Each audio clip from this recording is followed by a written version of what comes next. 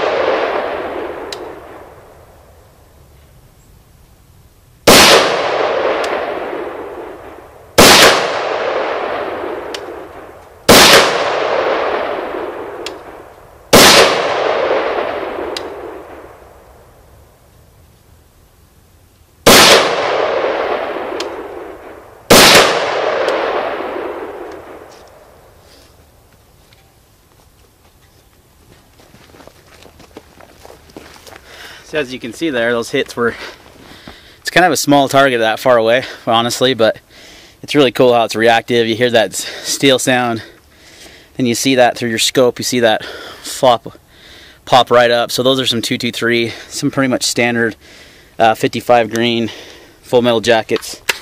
So they do recommend not using armor piercing green tip rounds. So we'll try the 7.62 39 now. Alright guys, last but least, the Ruger American 308. See how it handles up to that kind of recoil, or that kind of damage.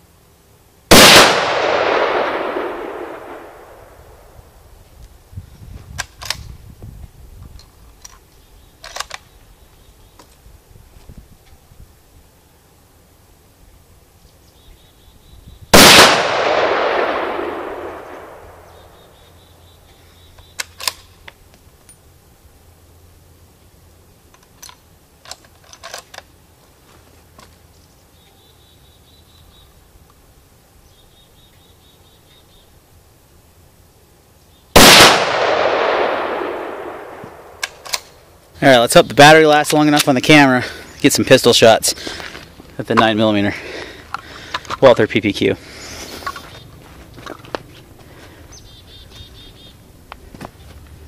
We're about 10 yards distance here.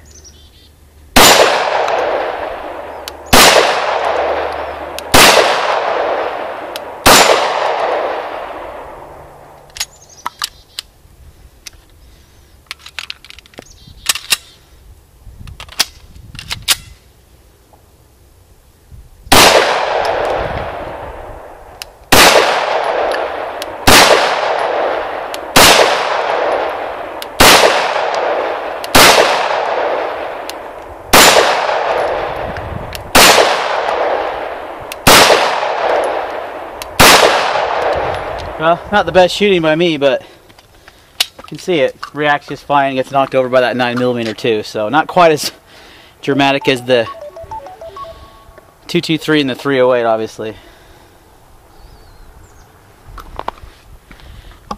Alright guys, here's the aftermath of the target after being shot with 308.